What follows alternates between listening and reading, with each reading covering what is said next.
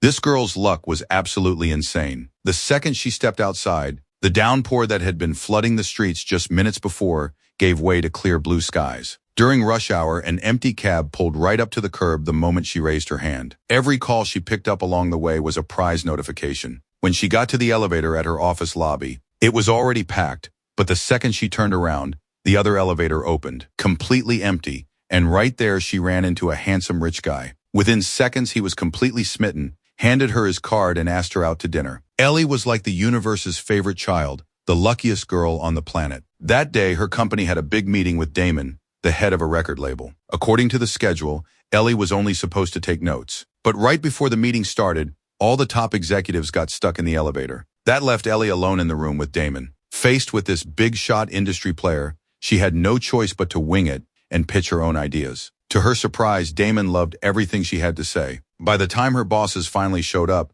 the deal was already done. When they realized Ellie was the one who pulled it off, they promoted her on the spot and put her in charge of the upcoming gala as the project manager. But little did Ellie know, her lucky streak was about to take a sharp turn, all because of one random guy. Across town, Jake was living the exact opposite life. He was like a magnet for bad luck. Wherever he went, trouble followed. He'd barely stepped outside when a bird dropped a load right on his shoulder. At the bus stop, a passing car splashed him with muddy water from head to toe. Even so, he waited on the curb with high hopes, because today Damon was supposed to pass by this very spot. Jake wanted to hand him his band's demo in person and score them a shot at a bigger stage. The second he spotted Damon, Jake took off after him. As he passed a trash can, he noticed a bill lying there and scooped it up. But the next second, his hand landed straight in a pile of dog crap. He bolted to a fountain to wash up, and by the time he looked up again, Damon was already long gone. Without even drying his hands, he turned and kept running. He barely made it a few steps before he crashed straight into a woman. Jake tried to apologize,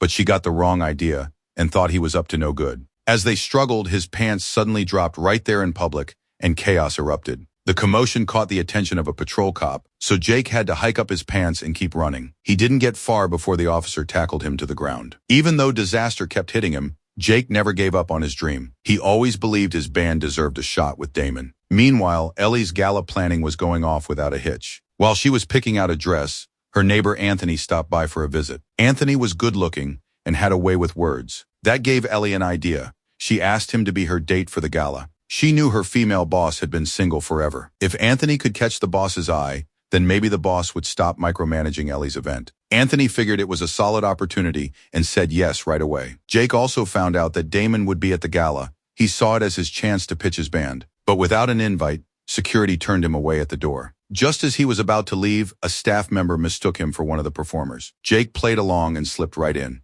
The gala was dazzling, bright lights, buzzing energy, the whole package. Anthony worked his charm on the female boss, and his humor won her over in no time. She was thrilled with how Ellie had set everything up. Just when Ellie thought things couldn't get any better, a fortune teller stopped her in her tracks. The woman handed her a tarot card. Ellie didn't buy into that stuff, but the fortune teller looked her dead in the eye and said, "Fate can flip at any second." Ellie gave her a polite nod and walked away. At that moment, Jake spotted Damon and rushed after him, but he was too late. When he tried to get into the VIP section, security shut him down again. Ellie happened to walk by. Looking at this girl with such a bright smile, Jake worked up the courage to ask her to dance. She didn't say no. The more they danced, the more in sync they became. And when their eyes met, something clicked. Before they knew it, they were kissing like nobody was watching. And that one kiss changed everything for both of them. Jake's luck turned around from that very moment. He spotted Damon in the crowd and took off after him again. Just as he was about to hand over the demo, an out-of-control taxi came barreling toward them. Jake shoved Damon out of the way just in time,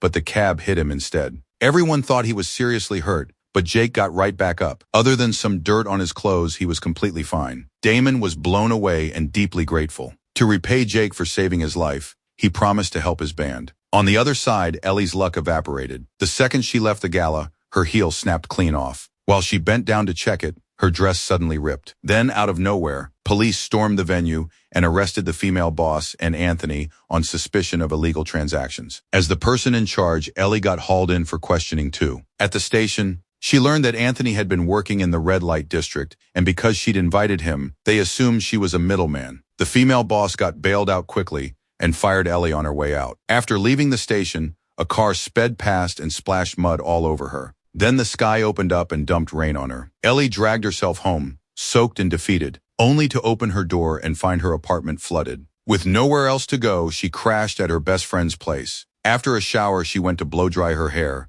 and it got sucked right into the dryer. Panicking, she yanked at it and accidentally knocked over the mirror. Seeing smoke, she tossed the dryer away, and it landed straight in the bathtub. The whole building lost power instantly. Her friend looked at her in disbelief and asked, "Did your luck just vanish, or what?" That question made Ellie think back to the fortune teller at the gala. She tracked her down, and the woman told her to think hard about whether anything unusual happened that night. That's when it hit her. She'd kissed a stranger in a mask. She was convinced that guy had stolen her luck, but they were both wearing masks that night, so she had no idea who he was. The only clue she had was that he'd been wearing a dancer's costume. Determined to get her luck back, Ellie did her research and tracked down a list of 20 people who'd been wearing dancer outfits that night. She decided she'd kiss every single one of them until she found the one who took her luck. Her first target was a groom right in the middle of his wedding ceremony. Ellie barged straight in, grabbed him in front of everyone, and laid one on him. The bride froze, then started wailing on him with her fists. The whole place erupted into chaos. Ellie didn't even stick around to explain. She whipped out a scratch-off ticket, and guess what? Nothing. She knew she'd picked the wrong guy and bolted. Target number 2 was a street performance artist. He was covered head to toe in paint, posing for photos with tourists. Ellie ran up and kissed him too, and ended up with paint all over her lips. But after testing it, he wasn't the one either. Over the next few days, she ran all over town, kissing one dancer after another, but her luck never came back. Right when she was about to give up, the rich guy she'd met in the elevator reached out and invited her to an art show hosted by his mother. Ellie didn't want to go. She was afraid her bad luck would cause another disaster. But her friend talked her into it, so she agreed. And sure enough, things went south again. Before she left, her contact lens fell into the cat litter box. In a rush, she wiped it off and popped it back in. At the gallery entrance, her red, irritated eye made her look like a pirate, and security gave her a hard time. Luckily, the rich guy showed up just in time to smooth things over. Inside, Ellie spotted a piece of art and muttered under her breath that it looked like a pile of crap. What she didn't know was that the artist was the rich guy's mother, who was standing right behind her and heard every word. Awkward didn't even begin to cover it. Then Ellie noticed a server carrying drinks. His build was exactly like the guy from the gala. And on top of that, he was the last person on her list. She chased after him, and when he wasn't looking, went in for the kiss. But right at that moment, a spotlight hit both of them. Every single person in the room turned to stare. Thinking fast, Ellie pretended he'd suddenly collapsed and gave him CPR, which was really just her kissing him again. Everyone bought it and started clapping. The rich guy's mother even praised Ellie for her quick thinking. Ellie thought she'd finally gotten her luck back. But the next second, she slipped, crashed right into a nearby artwork, and it was the mother's most prized piece. And just like that, Ellie got hauled off by the cops again. When she got out, she was freezing and starving. She walked into a restaurant to eat, but realized her wallet was gone. The owner thought she was trying to dine and dash and started kicking her out. Exhausted and humiliated, Ellie gave up fighting and just started shoveling food off the table into her mouth. Everyone around her stared. For someone who'd been blessed with luck her whole life, this was the first time she'd ever tasted what it felt like to be down and out. And that's when Jake showed up. These days, Jake was on a roll. He'd signed with Damon's label, and his band was taking off. When he saw Ellie in such rough shape, he stepped in and covered for her. When he found out she'd lost her job, he offered to hook her up with some work. They were all grunt jobs: doorman, food delivery, janitor, but Ellie took them anyway. Her bad luck didn't let up, though. While mopping the floor at a bowling alley, she tripped over her own mop. While fixing the pin setter, she fell into the lane. While wiping tables, she bit into gum someone had stuck underneath. While polishing bowling balls, the shelf collapsed and sent a row of balls rolling everywhere. The owner was frustrated, but seeing how hard she worked, he didn't fire her. He just moved her to cleaning the bathrooms. Over time, Ellie got used to this new, unlucky version of her life. A few days later, a huge storm rolled in. Ellie opened her umbrella, and the wind instantly blew it inside out. Just as she stood there getting drenched, Jake happened to be getting off work. He gave her a ride home, and when he saw she was soaked, he offered to let her change at his place. At his apartment, Ellie put on some dry clothes.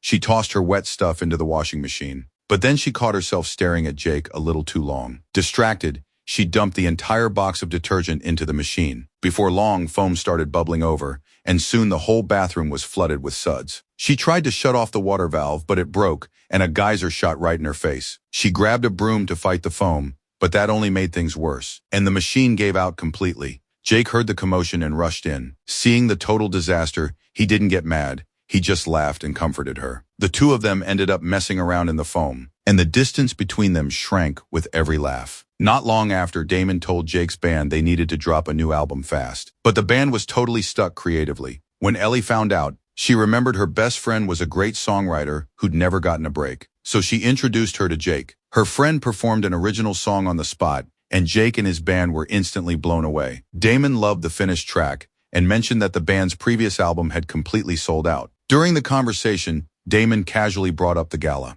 He told Jake that if he hadn't stepped in when he did, he would have been a goner. Jake laughed and said that was exactly when his luck had turned around. When Ellie heard that, it all clicked. Jake was the one who'd taken her luck. She was torn. If she took her luck back, Jake would go back to being the universe's punching bag. But if she did nothing, her own life would stay a mess. Her best friend told her to put herself first. In the end, Ellie went to the recording studio, walked up to Jake, kissed him, and walked away without a word. Jake was still riding the high of that kiss, but the second he sat down, his chair collapsed underneath him. Meanwhile, Ellie stepped outside, raised her hand, and every cab on the street stopped right in front of her. She bought a scratch-off right away and hit the jackpot. She knew her luck was back. On her way home, she even ran into her old female boss. By now, the boss had married Anthony. To thank Ellie for setting them up, she offered Ellie her old job back as project manager. With her luck restored, Ellie's life bounced right back to normal. She scored the sold-out dress she'd been eyeing forever, grabbed a fancy lunch, and went to her friend's place to share the good news. But then she spotted VIP tickets to Jake's concert, and it hit her.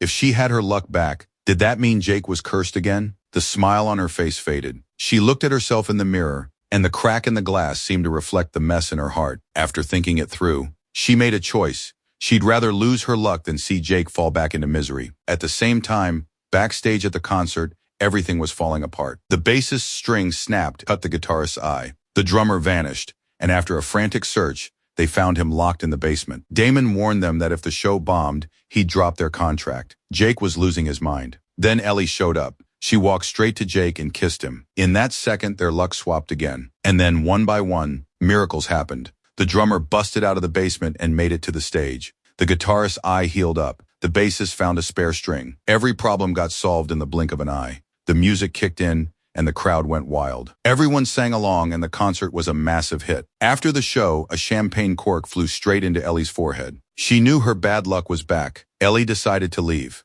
She wanted Jake to keep the good fortune. She didn't want to mess up his future anymore. At the train station, the trains that always ran on time all got canceled out of nowhere. Meanwhile, Jake had figured out the truth about their luck swap. He rushed to the station. Ellie told him to keep the luck and chase his dreams. But Jake didn't care about any of that. To him, Ellie mattered more than all the luck in the world. He kissed her without a second thought. They both wanted to give the other the best they had, and maybe that's what love really is. In the end, Ellie walked away from the perfect life and chose the messy, unpredictable one instead. She finally understood that what truly changes your life isn't luck. It's the courage to keep going when everything falls apart. Life isn't always smooth sailing, and it's never all bad either. What really matters isn't the lucky breaks the universe hands you. It's the people who stick around after the storm passes. And maybe, just maybe, that's what this whole movie was really about.